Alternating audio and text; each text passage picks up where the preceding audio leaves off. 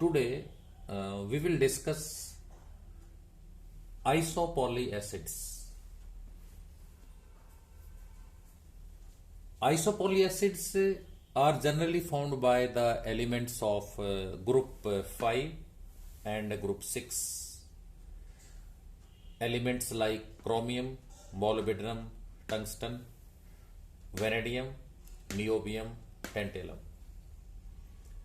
ये आइसोपोलिएसिड्स होते क्या हैं? द पॉलीमराइज्ड और condensed product of simple oxo anions. ये ऑक्सो एनाइन होते हैं बच्चों, सभी टेट्राहेड्रल एनाइन होते हैं. इसमें जो सेंट्रल मेटल होता है that shows sp3 hybridisation. That's why it is chromate ion, molybdate ion, tungstate ion, all are tetrahedral anions.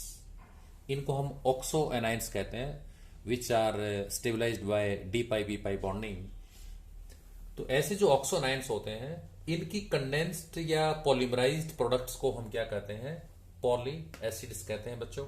और इनका एक और नाम होता है पॉली ऑक्सो मेटालेट्स. तो पॉली एसिड्स और poly oxo metalates both are same thing. अब आइसो वर्ड क्यों यूज किया? बिकॉज इन पॉलीएसिड्स में एक ही मेटल होगा. जैसे मान लो या तो मोलिब्डेनम होगा तो उनको बोल देंगे आइसोपॉली मोलिब्डेट्स. अगर टंगस्टन के होंगे तो बोलेंगे आइसोपॉली टंगस्टेट्स. ठीक है, तो इसलिए उसमें एक ही टाइप के मेटल होगा, दो टाइप के मेटल नहीं होंगे. That's why we call them isopoly acids. The oxo anions of elements of group 5 and 6 generally form polyacids. Okay, जैसे हमने अभी स्टार्टिंग में आपको बता दिया था. Oxides of vanadium, chromium, molybdenum and tungsten, इनमें लिटिल मेटलॉइडिक कैरेक्टर होता है बच्चों. मैं इनकी बात कर रहा हूं mainly. Chromium, molybdenum, tungsten and vanadium, इनके ऑक्साइड्स जनरली एसिडिक नेचर के होते हैं. Acidic nature. और जो एसिडिक होता है that reacts with alkali to form solution. तो ये एसिडिक ऑक्साइड बनाते हैं which dissolve into alkali solution to form tetrahedral oxo anions. जो लास्ट लाइन में लिखा देखो हमने, the alkali solution, in alkali solution these metals, इनके जो ऑक्साइड्स है बच्चों, these dissolve in this alkali solution and they form tetrahedral oxoanions like chromate ion, molybdate ion, tungstate ion, etc. तो जितने भी ये ऑक्सो एनाइंस हैं ये डिस्क्रीटली एग्जिस्ट करते हैं एल्कली सॉल्यूशन में. Discretely means single free tetrahedral ions exist in alkali solution. For example, this is chromic oxide. Chromium का ऑक्साइड है, एल्कली में डिसॉल्व किया, then this will form sodium chromate plus water बच्चों. Similarly molybdic oxide है, ये dissolve into alkali solution, we get sodium molybdate. तो जब oxide से इनका एसिडिक नेचर होता है, एल्कली में सॉल्युबल है, एसिडिक बेसिक नेचर के सब्सटेंस आपस में रिएक्ट कर जाते हैं बच्चों, तो ये सोडियम क्रोमेट, सोडियम मोलिब्डेट. तो ये जो ऑक्सो एनाइंस हैं ये डिस्क्रीट टेट्राहेड्रा की फॉर्म में एग्जिस्ट करते हैं. Let us see how. Chromium, ये एक टेट्राहेड्रल ऑक्सो एनाइन है. इसमें दो ऑक्सीजन डबल बॉन्डेड है जो कि न्यूट्रल होती है, दो सिंगल बॉन्डेड है उन पे नेगेटिव चार्ज होता है. तो जो मेटल होते हैं सोडियम एक इसके साथ होगा, एक इसके साथ होगा, तो ये एक टेट्राहेड्रल एनाइन है. And these are d pi p pi bonds which stabilize these oxo anions through resonance. वैसे तो ये D0 स्पीसीज होते हैं बच्चों, इट इज D0 स्पीसीज. तो इसमें जो कलर आते हैं वो इंटेंस कलर आते हैं due to charge transfer process. देखिए दो तरह से कलर आते हैं, एक डीडी ट्रांजिशन से, एक चार्ज ट्रांसफर से. तो जिनमें पार्शियली फिल्ड डी ऑर्बिटल होते हैं they give colour by d d transition, but in this case it is d zero species, so this will give colour due to charge transfer process. This charge moves to this oxygen, from this oxygen to this oxygen through resonance process बच्चों. Okay जैसे अब इसका structure देखिए आप, molybdenum, this is molybdate ion, tetrahedral species है. Similarly, any two oxygens will be double bonded. They are neutral oxygen and remaining are single bonded. Double bonded पे 2 lone pair होते हैं, single bonded पे 3 lone pair होते हैं. Resonance कैसे होता है इसमें? ये लॉन पेयर यहां आ जाएगा तो पाई बॉन्ड ऊपर चला जाएगा. तो आप देखेंगे नेक्स्ट जो टेट्राहेड्रा बनेगा उसमें चार्ज का मूवमेंट हो जाएगा बच्चों. यहां डबल बॉन्ड आ गया, यहां पे सिंगल आ गया, ये डबल हो गया, ये सिंगल रह गया बच्चों. दिस पार्ट रिमेन एज सच.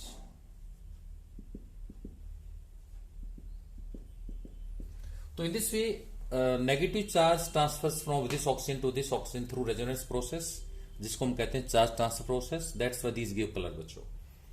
ये सभी डी0 स्पीसीज हैं. और मेटल जो सेंटर होता है, this shows sp3 hybridization, this is also sp3 hybrid molybdenum. तो all these are tetrahedral oxoanions. इनको टेट्राहेड्रल क्यों कहते हैं? क्योंकि आप देखिए ओवरऑल जो रिलेटिव अरेंजमेंट है दैट इज टेट्राहेड्रल. तो इसको हम क्या लिख देंगे? Molybdate ion. This is also molybdate ion and this is chromate ion. All of you know its color. Chromate ions are yellow colored. Okay, तो in this way इनके जो ऑक्साइड्स होते हैं they dissolve into alkali to form oxoanions and these are discrete units. ये separately रहते हैं, एक दूसरे से अलग अलग रहते हैं, आपस में कोई ऑक्सीजन एटम शेयरिंग नहीं करते. तो बच्चों एल्कली सॉल्यूशन में ये ऑक्सोएनाइंस सेपरेटली एग्जिस्ट करते हैं एक दूसरे से. अब देखेंगे अगर हम पीएच लोअर डाउन करते हैं, एसिड मीडियम में मूव करते हैं, then what will happen? Let us see. These oxoanions undergo protonation with lowering of pH. PH lowering का मतलब है बच्चों एसिडिक सॉल्यूशन डाल देना. अगर हम इसमें कोई एसिड ऐड करते हैं, सल्फ्यूरिक एसिड ऐड करते हैं या HCl ऐड कर देते हैं कोई भी, then with lowering of pH these undergo protonation. इन पे प्रोटॉन ऐड हो जाता है, ठीक है. And after that these get condense to form polyacids. तो प्रोटोनेशन के बाद कंडेंसेशन कैसे होता है? Let us see. अब ये देखिए क्रोमियम आयन है, ये it is chromate ion. In acidic medium what will happen? This undergo protonation, ये क्रोमिक एसिड बन जाएगा H2CrO4. तो this is undergo, this is protonation, this happens below pH 7 in acidic medium. Now this is protonated oxoanion, तो इसको हम oxo acid बोल सकते हैं. These undergo condensation to form polyacid. ये कंडेंस कैसे होते हैं? Let us see. ये एक ऑक्सोएनाइन है, इसको मैंने प्रोटोनेट कर दिया बच्चों.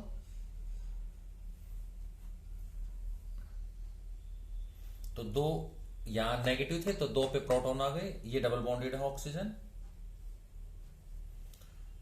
This is one molecule of H2CrO4. This is second molecule of H2CrO4.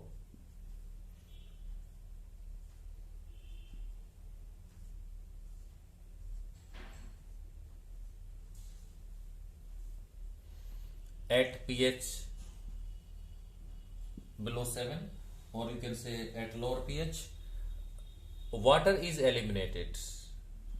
इसी को तो कंडेंसेशन कहते हैं. when two molecules combine together with removal of water then it is condensation process. तो यहां से एक तरफ से OH लेगा और एक तरफ से H लेगा. देखो ये वाटर लॉस होगा तो क्रोमियम ऑक्सीजन का डायरेक्ट बॉन्ड आ जाएगा बच्चों. तो ये एक स्पीसीज क्या बनेगा? Chromium, oxygen, chromium, double bonded oxygen, ये दोनों एस एच आ गए, इसके भी दोनों एस एच आएंगे।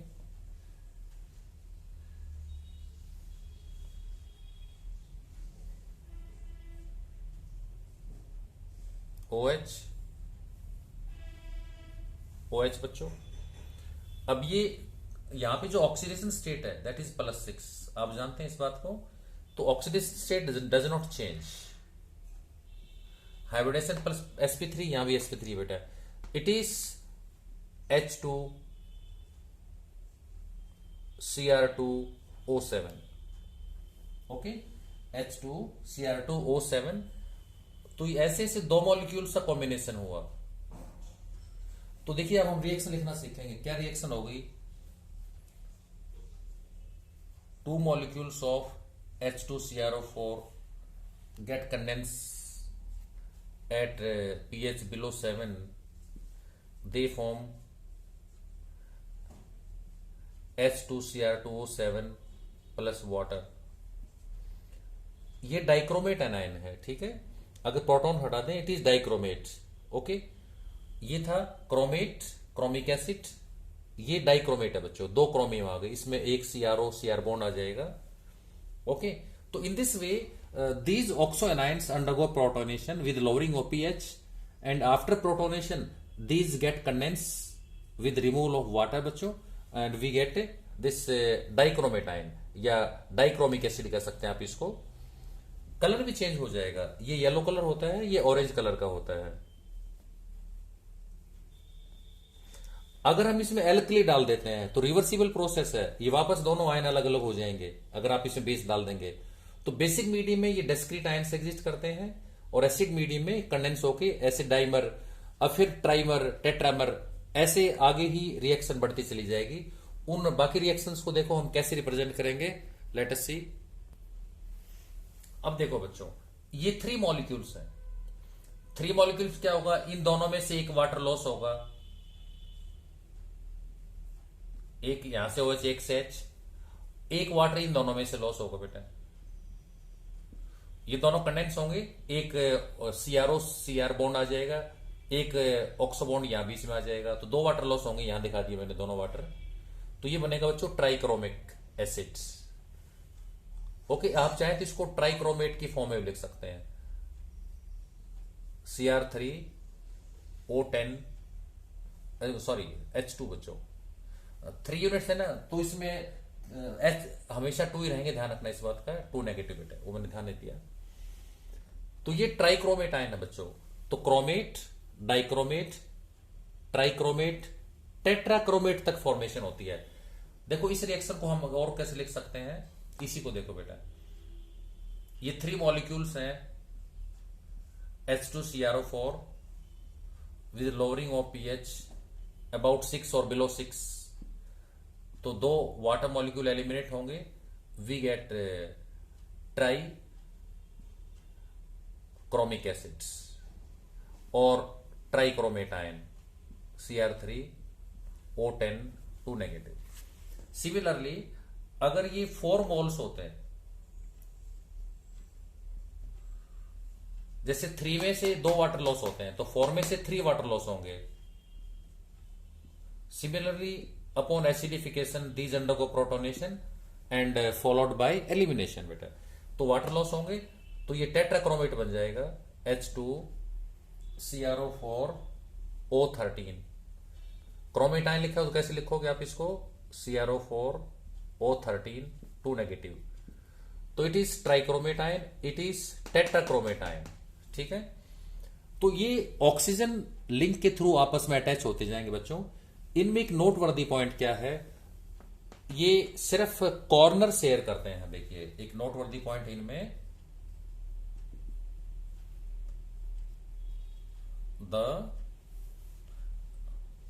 दीज शेयर, ये जितने ऑक्सोनाइन है ना, these share only corner in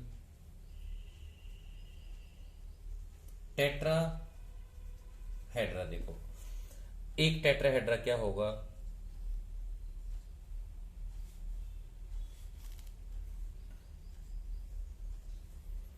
this is one tetrahedra, ये सेकंड टेट्राहेड्रा आ जाएगा, ये ऑक्सीजन शेयर होगा, कॉर्नर शेयर हुआ बच्चों,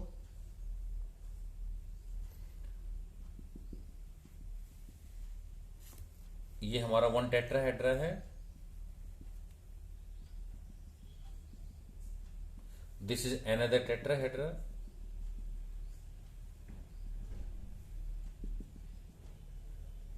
similarly this is next tetrahedra,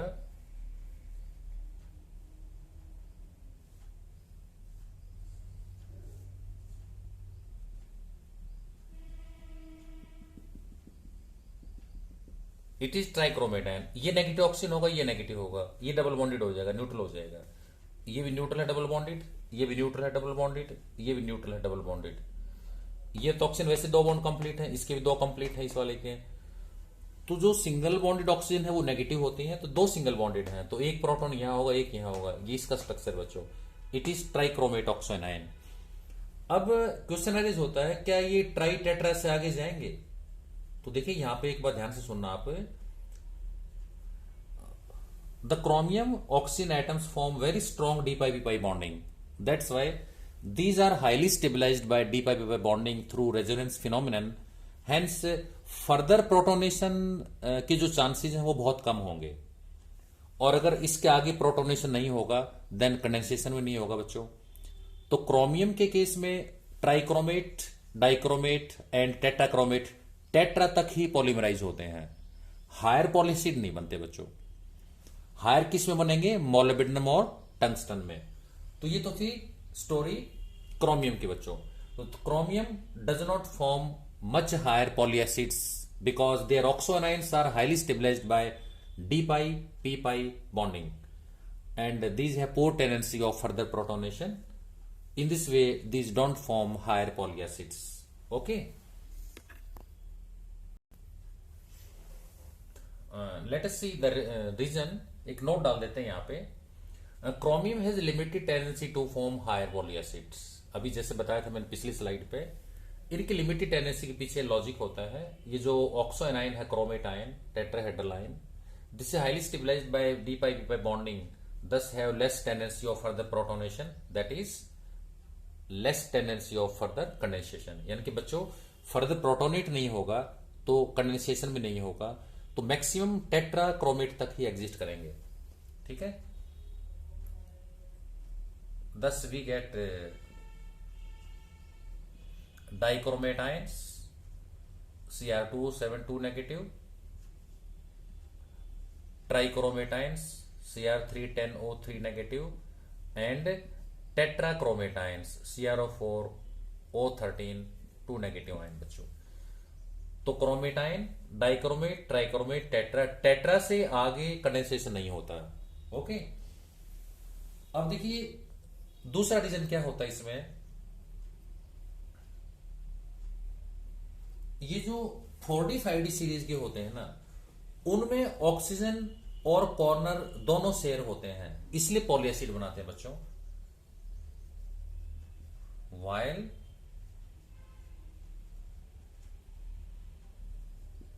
elements of 4D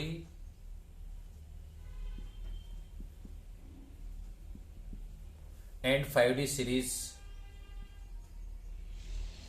both, इसमें आगे जैसे molybdenum, tungsten etcetera, these both form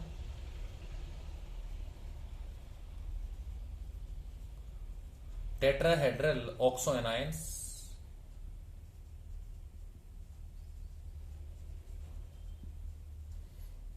which share corner as well as edges, thus form polyacids। उनमें हायर बनेंगे बच्चों, ठीक है, हायर जैसे 7, 8 एग्जाम्पल है जैसे हेप्टामोलिबिडेट, हेप्टा में 7 होंगे बच्चों, हेप्टामोलिबिडेट।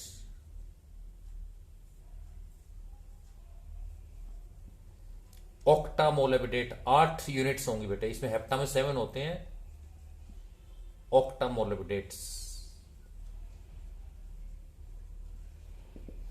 बच्चों इसमें इनके जो ऑक्सो आयन है वो फर्दर प्रोटोनेट होते हैं, फर्दर भी कंडेंस होंगे। ओके, तो वहां पे कॉर्नर भी शेयर होगा और एज भी शेयर होगा बच्चों।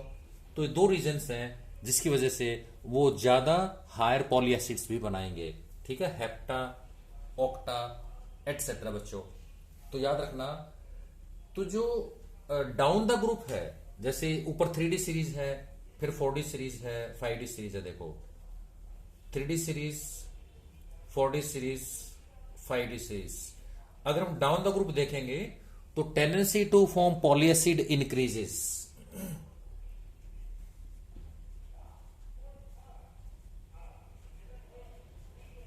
Tendency to form polyacids increases moving down, moving down the group। Okay बच्चों, तो मूव डाउन द ग्रुप। अब ये डाउन द ग्रुप तो है, जैसे देखिए आप क्रोमियम, मोलिब्डेनम और टंगस्टन। अगर डाउन द ग्रुप देखेंगे तो मोलिब्डेनम, टंगस्टन पॉलीएसिड बनाएंगे, बिकॉज उनके जो टेट्राहेड्रा हैं वहां पे एज शेयरिंग भी होगा और कॉर्नर शेयर भी होगा बेटा। और वहां पे जो डीपाई बीपाई बॉन्डिंग है वो इतनी ज्यादा स्ट्रांग नहीं होती है। स्टेबलाइज तो वो भी होंगे बट कंपैरेटिवली लेस होंगे क्रोमेट आयंस के। तो that's why they form higher poly acids. तो इन दिस वे आप इसको कंक्लूड कर सकते हो। ठीक है, next is type of poly acids. बच्चों पॉलीएसिड्स को हम दो टाइप में क्लासिफाई करते हैं। फर्स्ट टाइप है आइसोपॉली एसिड्स। Iso means same. ऐसे पॉलीएसिड्स में सेम मेटल के ऑक्सो आयन होते हैं, सेम मेटल के, उसमें कोई हेट्रो मेटल नहीं होता। जैसे पैरामोलिब्डेट या हेप्टामोलिब्डेट बोल सकते हो आप इसको। MO7O24 6 negative. ये 6 नेगेटिव कैसे आएगा? देखो मोलिब्डेनम ये +6 स्टेट में होते हैं सारे के सारे, तो 6 7 42, -2 24 48, टोटल चार्ज -6 आ गया बेटा। ऐसे ऑक्टामोलिब्डेट, इसमें 8 यूनिट्स होंगे, तो 8 मोलिब्डेनम एंड O26, इस पे +6 चार्ज होता है, तो 6 8 48 एंड 26 2 -52, टोटल चार्ज इज -4। तो ये ऑक्सो आयन पे -6 है, इस पे -4 है। इसको बैलेंस करने के लिए सर्टेन काउंटर आयन्स अटैच होते हैं इस साइड में। कोई भी कैटाइन हो सकता है, पोटेशियम आयन है, अमोनियम हो सकता है, कोई भी हो सकता है बच्चों। तो इनमें सभी सेम ऑक्सो आयन्स प्रेजेंट हैं। That's why these are called isopoly acids. और सेकेंड ग्रुप है बच्चों हेट्रोपॉली एसिड्स। हेट्रोपॉली में क्या होगा? हेट्रो एनाइन्स प्रेजेंट होंगे बच्चों। अब हेट्रो एनाइन कौन से होंगे? जैसे हेट्रो एनाइन में आएंगे बच्चों हमारे पास से, जैसे फॉस्फेट एनाइन आ गया, हेट्रो एनाइन है। बोरेट एनाइन आ गया बच्चों, ये भी हेट्रो एनाइन है। सिलिकेट आयंस आ गए, हेट्रो एनाइन है बच्चों, इसमें 4 नेगेटिव होता है। तो ऐसे हेट्रो एनाइन्स इनके बीच में घुस जाते हैं बच्चों। अगर इनके बीच में ये वाले एनाइन हम ट्रैप कर देते हैं, इनको ट्रैप कर देंगे बिटवीन द मोलिब्डेट और tungsten ions, then we get heteropoly acids. देखो इसका एक हमारे पास 2-3 वेल नोन एग्जांपल हैं। पी, बच्चों फॉर्मूले याद करने पड़ेंगे क्योंकि एग्जाम के हिसाब से ये बहुत इंपॉर्टेंट होते हैं। ऊपर 3- से देखो चार्ज निकाल सकते हैं। फोर्स +5 स्टेट में है, मोलिब्डेनम में 6 12 72, और ऑक्सीजन में -2 होता है तो -80। कितना डिफरेंस आया देखो इनका, 77 + 80 -3 चार्ज आ गया बच्चों, तो ऊपर -3 आ जाएगा। तो अब फॉस्फेट आयन इसके बीच में ट्रैप होगा बच्चों, इट विल बी हेट्रोपॉली एसिड्स। और एग्जांपल है टेलुरियम हमने हेट्रोएटम ले लिया, टेलुरियम MO6O24, चार्ज निकाल लेंगे कितना आएगा देखो। टेलुरियम +4 स्टेट में होता है, मोलिब्डेनम है 6 तो प्लस के 36, ऑक्सीजन पे माइनस के 28 आ गए, सॉरी 48 आ गए, डबल कर दो इसका। कितना डिफरेंस है बच्चों, प्लस के 40 और माइनस के 48, तो -8 आ गए, तो इस पे -8 आ जाएगा बच्चों। तो in this way we can put the charge on this. अब अगर टेलुरियम की स्टेट चेंज हो जाए तो ये भी उस स्टेट में चला जाएगा बच्चों। टेलुरियम की 4 भी होती है, 5 भी होती है। अब मान लीजिए अगर टेलुरियम 5 स्टेट में है यहाँ पे, देन व्हाट विल हैपन, तो ये -7 रह जाएगा बेटा, तो चार्ज -7 आ जाएगा। तो डिपेंड करेगा कि हेट्रोएटम किस स्टेट में है, हमने 5 स्टेट में ले लिया ये। ऐसे हेट्रोएटम्स एग्जिस्ट करते हैं। मैं आपको इसका एक मॉडल दिखाता हूं, देखो हेट्रो का।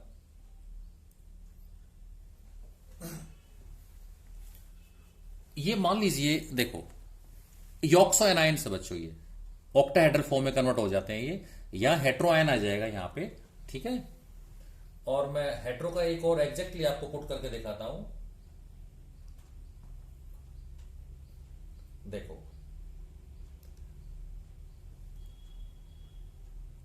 ये आपके सामने एक बड़ी फिगर है। ये ब्लू कलर के सभी ऑक्सो एनायंस है बच्चों, ये मोलिब्डेनम के सारे के सारे।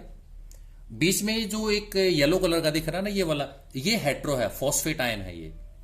तो फॉर्मूला आ गया P आ गया बच्चों, ये हेट्रोपॉली एसिड है, इसमें फॉस्फेट आयन बीच में ट्रैप हो गया है। तो in this way oxo anions ये सभी सेम एलिमेंट के होंगे, सभी मोलिब्डेनम के हैं मान लीजिए, तो बीच में हेट्रो एटम आ गया। दिस सिलिकॉन हो सकता है, फॉस्फोरस हो सकता है बच्चों, तो इनको कहते हैं हम हेट्रोपॉली एसिड्स। अब जो नेक्स्ट टॉपिक रहेगा बच्चों हमारा, वो होगा आइसोपॉली एसिड्स, और उसके बाद पढ़ेंगे हेट्रोपॉली। तो आइसोपॉली एसिड्स के लिए आपको मेरा नेक्स्ट वीडियो देखना पड़ेगा, मैं आपको उसका लिंक जल्दी सेंड कर दूंगा, ठीक है। तो अभी हमने डिस्कस किया पॉली एसिड्स क्या होते हैं और वो कैसे जनरेट होते हैं और कितने ग्रुप्स में उसको डिवाइड किया गया है, आइसोपॉली में और हेट्रोपॉली में। तो इसके लिए अब हम नेक्स्ट वीडियो पे जाएंगे बच्चों, ठीक है। आज के लिए बाय बच्चों।